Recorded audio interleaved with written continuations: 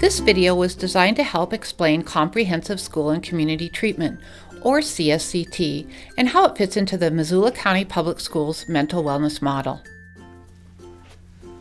Hello, we're here to tell you more about Comprehensive School and Community Treatment, or CSCT. This is a team-based service provided in schools, at home, or in the community for students diagnosed with serious emotional disturbances by a licensed mental health professional. Services are wide-ranging, consisting of individual, group, and family therapy, skills training, behavior intervention planning, case coordination and consultation, and classroom support. Kids get triggered at high school.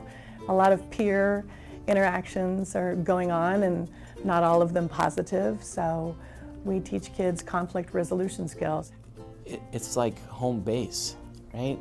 And so they get there, they can kind of decompress from wherever they were, 45 minutes ago to now. And that helps with learning, because if they don't have all these other things kind of going on, then they can focus in on what is being taught or being, delivered.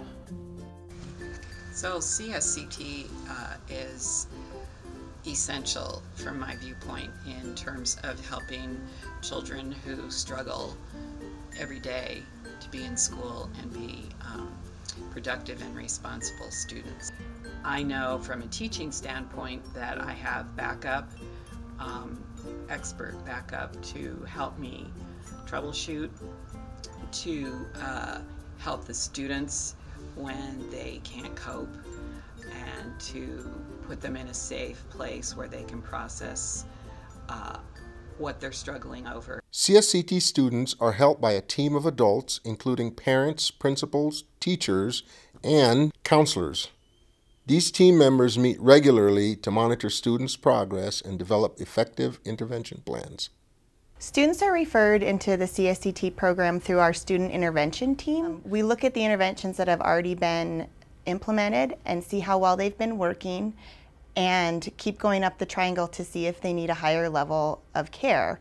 The school would then contact the parents and let them know that they recommend CSCT services and explain what it is that we do here and what interventions we could offer, and see if that was something they would be interested in. Students qualify for CSCT if they exhibit behavior difficulties in 2 or more environments that may impair their ability to stay in school or home.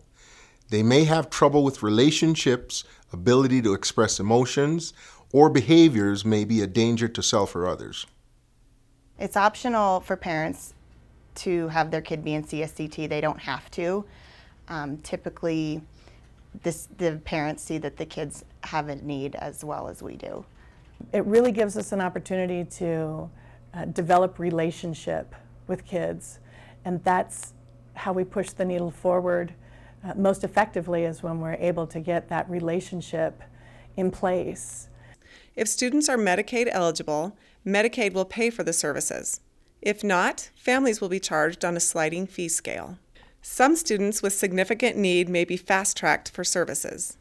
CSCT team members recognize the importance of student learning. They work closely with teachers to identify times to work with students that have the least amount of impact on students' learning.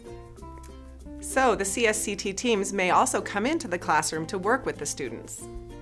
There's several ways that you can help kids in the classroom. Sometimes that means having me, the behavior specialist, in the classroom with the child.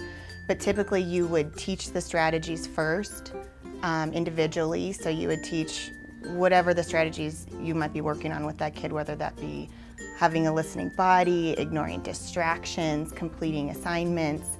And you would role play those skills individually, and then to help the child to transfer those skills into the classroom, you might go and sit with them for a little while and reinforce them for doing it correctly, provide prompts, and give them feedback throughout the time that you're with them. And eventually, hopefully they can make habits out of those skills and do it without the support of a behavior specialist or a para. From a child's standpoint, that's critical. We want them to want to be here, and I think they do want to be here, but they need coping skills that other children already have.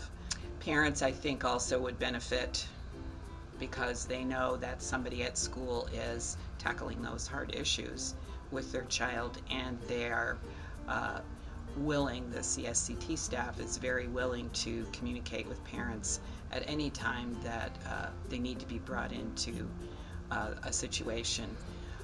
They're also a good resource for parents to get advice on parenting strategies and making changes in daily routines that might help the child in the long run.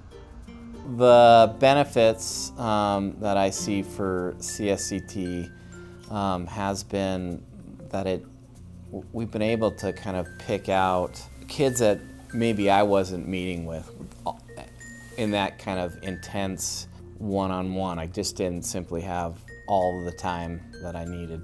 With this CSCT team coming in, I've been able to, I think, meet more kids' needs because I wasn't spending as much time with that group of, it's 10 to 15 kids. CSCT can help with in-crisis situations, but like teachers, they need uninterrupted time to provide interventions. So here at Paxson, we absolutely love our CSCT staff. They're an integral part of our entire faculty. They consult with 100% of our students, and so their feedback and expertise is very important to us. But it's very important that we allow them to work with just 5% of our population. That 5% of our students actually require interventions, and sometimes those interventions take a lot of time. And so we try really hard not to just have them responding to crises all the time. They've helped us build some great systems within our school so we know how to respond to crises when they do happen. But it's important to protect the CSCT specialists' time so that they can provide the interventions they need to. So when we create a behavior plan for a kid, typically there's also a crisis response included in the behavior plan. And there's usually a chain of command or, a list of people that can be called if one person isn't available, so that it's not just one person who can respond to a kid at one time. So if a kid is really struggling in the classroom and needs support immediately, there's usually a line of people, and that might be behavior specialist, then therapist, then counselor, then principal, or any combination of that. But preparing for contingencies is important. Because sometimes I might not be available, and so making sure that you make that plan as a team is really important so that when there is a crisis, you have options. We have a class for which students who qualify for the program do get credit for being in class, so it's built into their schedule, and that is how we deliver the group therapy portion of CSCT. And then we meet with kids once a week or once every 2 weeks, depending on what other services they have in place for individual therapy as well.